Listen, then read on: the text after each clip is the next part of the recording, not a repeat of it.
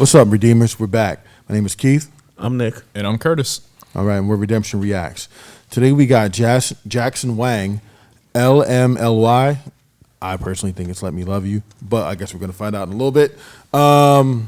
So without any further ado, let's hop into it. I hope it's like the last one. That shit was God tier.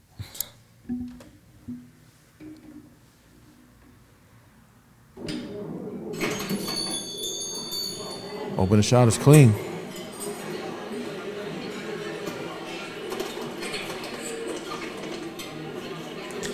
How you get a neon looking broad day? Unless the set is like... That fisheye lens is killing me, though. Because it makes the ends distorted. I think the set Let Me Love You or something.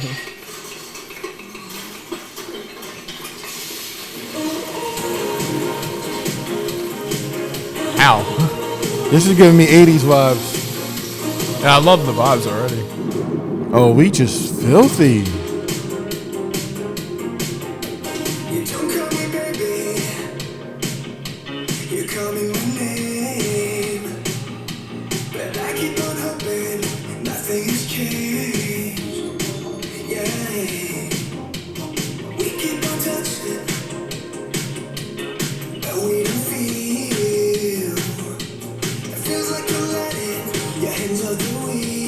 Oh, she's pretty. Yeah, she want him.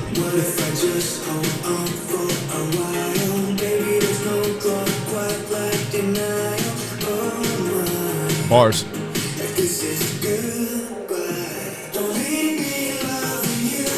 Leave me loving you. Okay.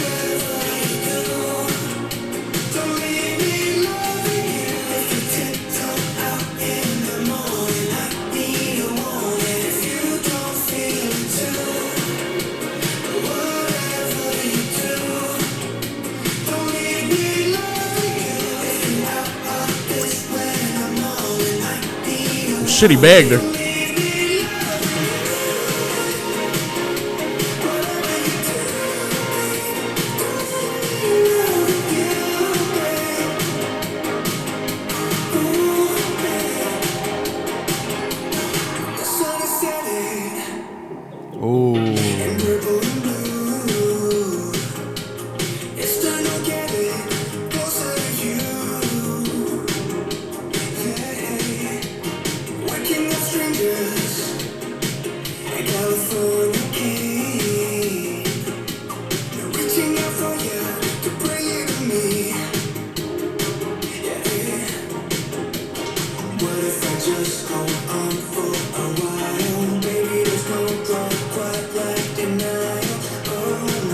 Well, it's 7 minutes. He gonna smoke bowl or something.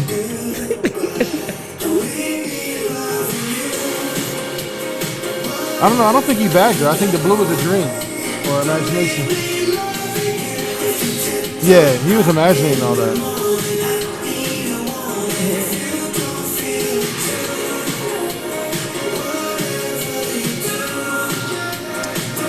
Oh, okay. Okay. So it's not cute. He's creepy.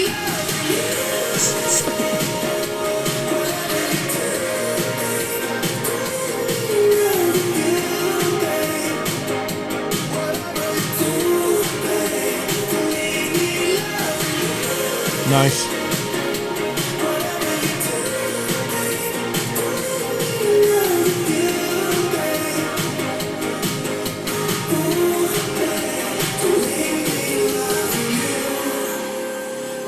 Wow.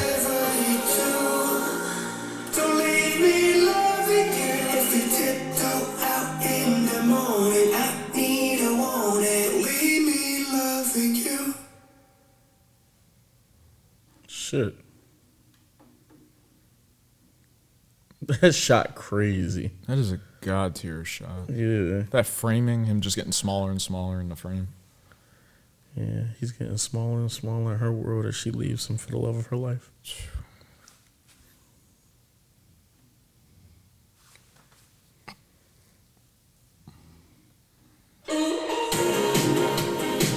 Oh, this is all credits. Oh, okay. That's a lot of fucking credits. All right. Yeah, I was about to say you can scale back and let them just kind of do their thing. Okay, damn. Then I'm sitting there thinking I'm about to get spoiled. 7 minutes, I thought it was gonna be like another a cutoff and something else. I thought it was gonna be like a legit 2-minute ish kind of dialogue thing or something. The song felt really short. Yeah, even though it's crazy, the song was 4 minutes and some change. Yeah. Well, the weird thing is when you kind of conceptually see stuff like that, you're usually thinking that there's gonna be a plot twist. He's gonna misunderstand something. She's gonna come back around, stuff like that. But they committed straight to it. Oh, the dailies. Yeah, I was about to say, was he directing this shit? Was this the song they was talking about that was filmed with the phone? That would make a lot of sense. Because this makes that more is sense. ridiculous. Yeah, it looks like this is being shot with an iPhone. Yeah, because I don't see not one camera. Sorry, just the filmmaker Yeah, heads it in is us, because he's got on the gimbal. He's got the little gimbal. This is incredible. Which is crazy. If y'all have looked, especially the new iPhones and everything like that, you can shoot some shit on there, and it's already color graded and everything for you too. Nah, but outside of that, the song was another bop. It feels like bro was just on time and with the American market. Cause it ain't no way all the songs are in all English just because and shit. Which is crazy too. I guess as each of these songs are progressing, I can hear his English either getting better, or maybe the way the strongs are structured, it's getting better and everything like that. It's crazy. I thought bro was just going crazy when he was looking back and nobody was there at first and shit. I'm like, oh, okay, maybe he dropped her off, he missed her or something like that. I swear I wouldn't have got it till the end. The whole no, I think Shorty he's just imagining shit in his head. Because I was lost like fuck for 10 seconds. Nah, he just missed her.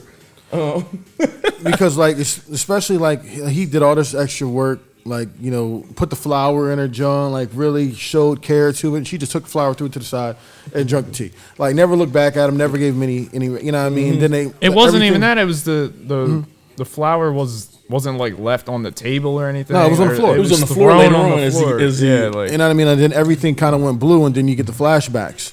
And it was oh, okay, this is a weird color, for a flashback. And then you kind of see her coming with a dude and pay him no mind, and it's just and he didn't even treat her bad. That's what you were kind of expecting, him to come in and treat her like shit, and she run back to him. But it wasn't even that.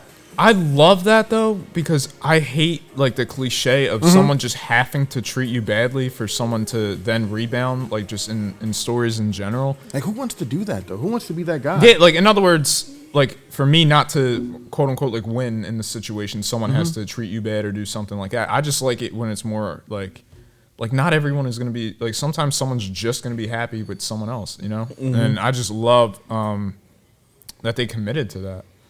Yeah, it's a love story doesn't always have to be your love story, if that makes sense. Almost, it's almost I don't want to say letting the villains win. It's not, because he didn't seem like he gave off the impression of being a bad guy.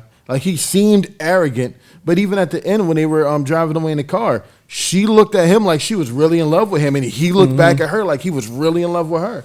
And he's just sitting there lost because he had an infatuation that he got out of control. No, but I like that. I like the color palette and the feel.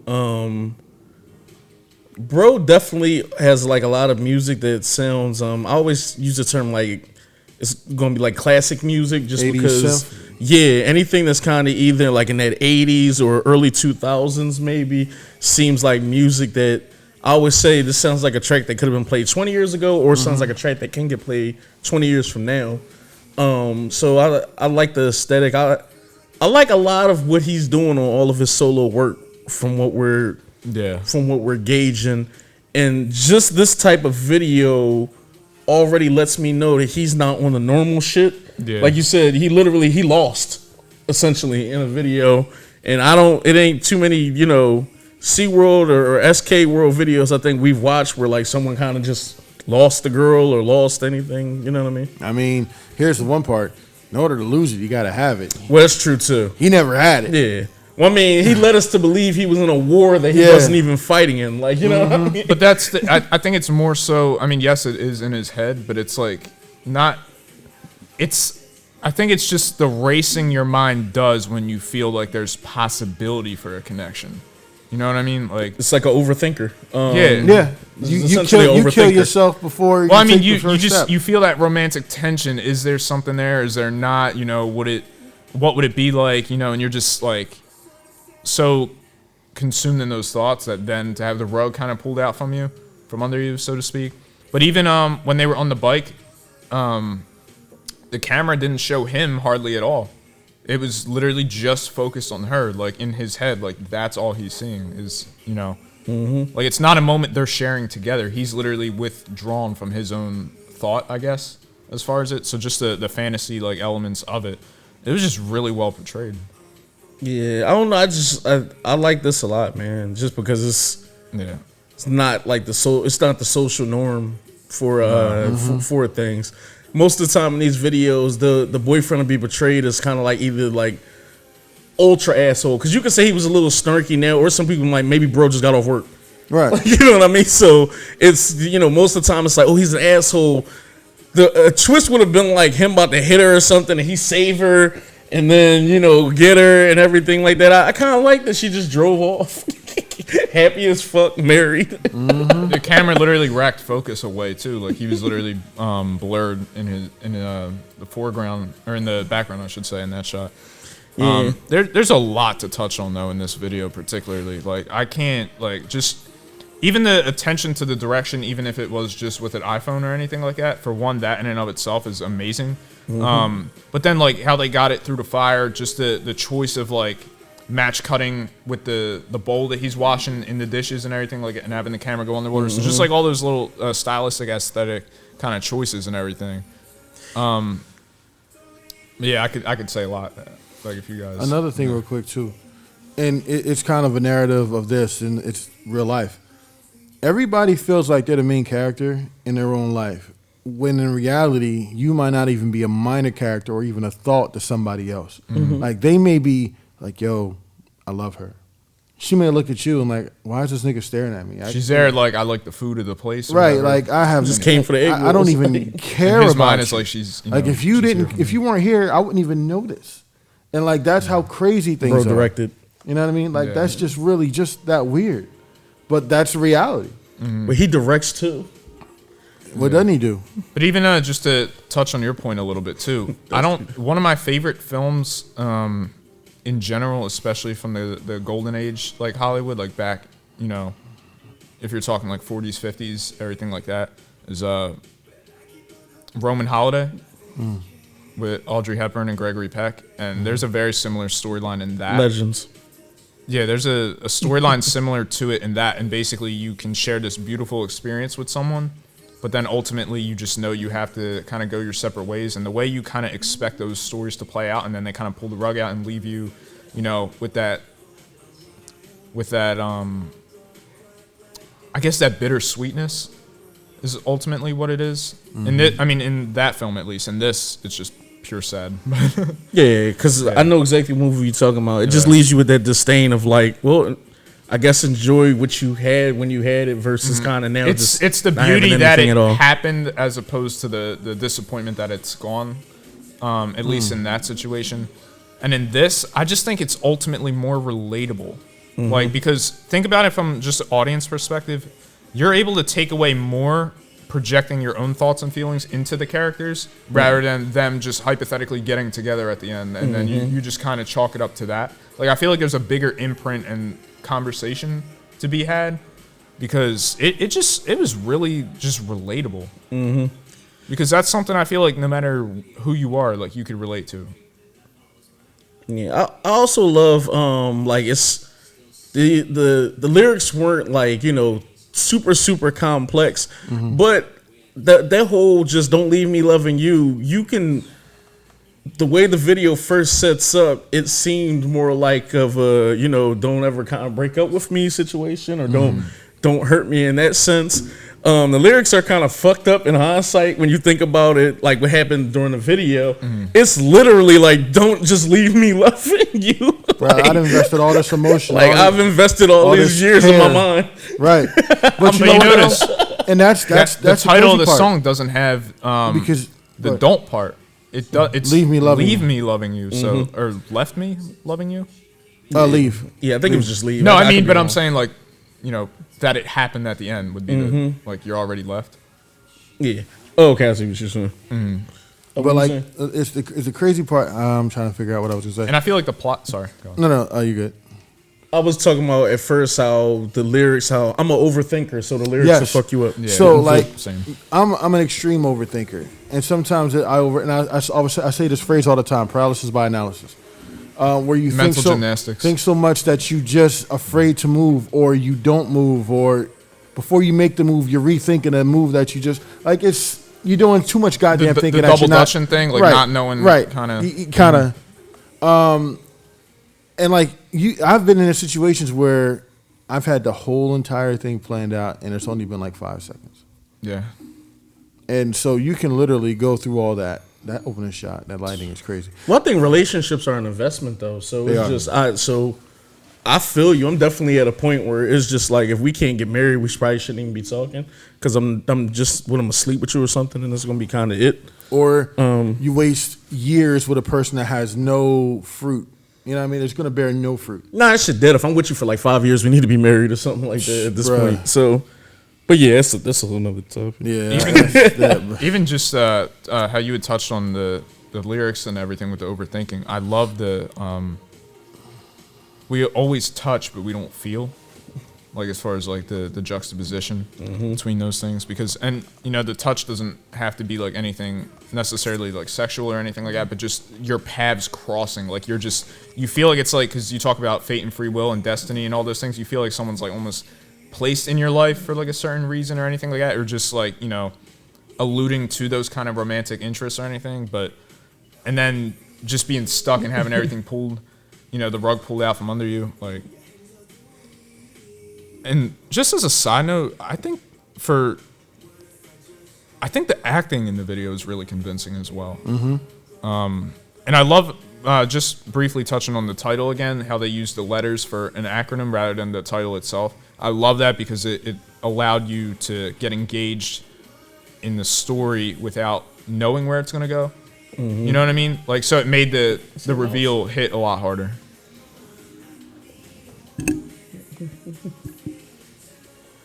Yeah, nah, because it was literally after what Kurt was talking about. Touching without feeling. Yeah, the whole. Even look at the bars after this.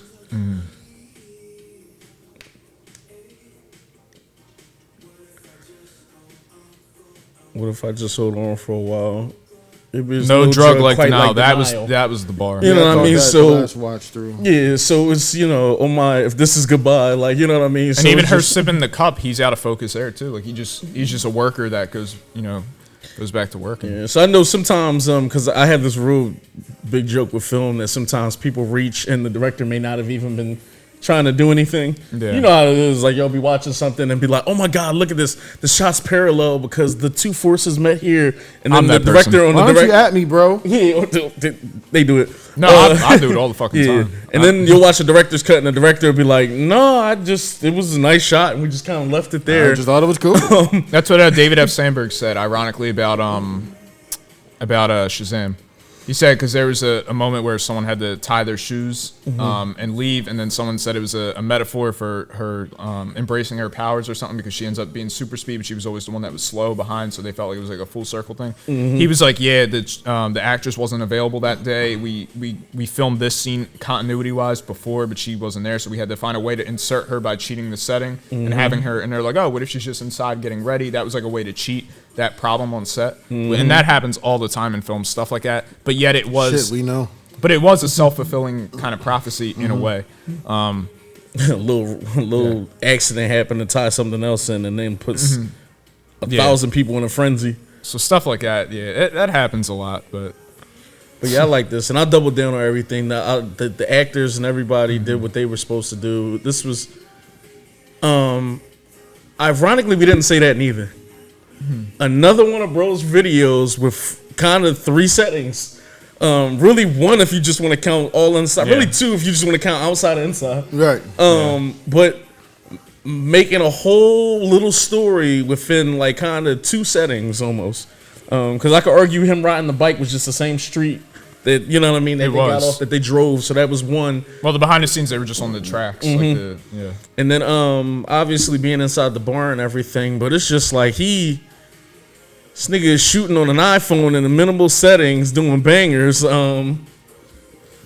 Not a super high budget, no special effects, no fucking laser lights. Some of your favorite idols might need to rethink some shit, man. Giant dragons or none of that shit. Even just the idea that I love that video. You know that the pain of just making a point. That's all I'm saying. You know the pain in stories of when something happy is happening in a scene, but then the protagonist or the character you're meant to relate to is sad, and it's just I love that tonal. Like, I don't know what it is, but do you remember, you ever hear Lil Dicky's song Molly or whatever? And that's ironically with Brandon Urie, the lead singer of Panic at the Disco and everything. But essentially, Little Story is just basically, Little Story basically he's, and it's a real life story apparently, but he had to leave his girl for music. They had a great connection, they were strong, but he had to leave her to choose like music path or whatever, or that was the final thing that broke them apart. Anyway, so they end up staying good friends. She ends up getting married. He's invited to the wedding. He has to watch her, but he still has feelings for her. And it's everyone at the wedding is celebrating.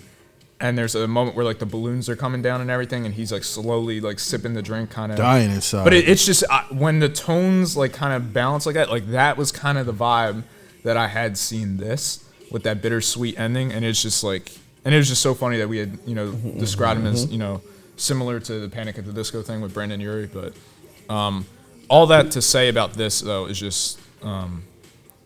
That moment for me in this was the wedding, or her handing out the wedding postcards, so to speak. Like, hey, you're gonna be getting married, and everyone at the work is like celebrating, like they're happy for her, they know her, she's a regular, whatever. And he's just kind of like racked focus, like he's just out, and they're all celebrating kind of in the background. So it just it really like that bittersweet tone that they walk. No, it sucks because it's beautiful in the sense of storytelling, film, and everything else. But like you said, in real life, it's heartache. And I think that's the juxtapose, like the bittersweetness, you know what I mean? Where it's just like something so beautiful is happening, and it's beautiful in so many aspects, whether it's the lyrics here, whether it's the camera angles and everything else, et cetera, but the experience for him is just shitty. Was there ever a saying, I don't know, and you're stuck, I don't know if I'm making this up, work. Like, or is this a thing? Like, you literally can't like. There's tragedy in beauty. Yes, what we said right before the reaction with the Mike Flanagan. It's like watching a car crash in slow motion. Yeah. That is awesome. Nah, sometimes even like in film or other things, like you'll see something get destroyed. Very morbid. You'll see something like get destroyed, and it'll be so beautiful, and it's just it could be fucked up too at kind of like the same time. Yeah. She's pretty. Like, comment, subscribe, # Redeemers. Let us know what other tracks we gotta jump to with bro, man. This one hit the heart. He around, man. He got me thinking about my life. I gotta send some text messages up. He got me missing people I ain't met yet. Yeah. You gonna send them leave me loving you?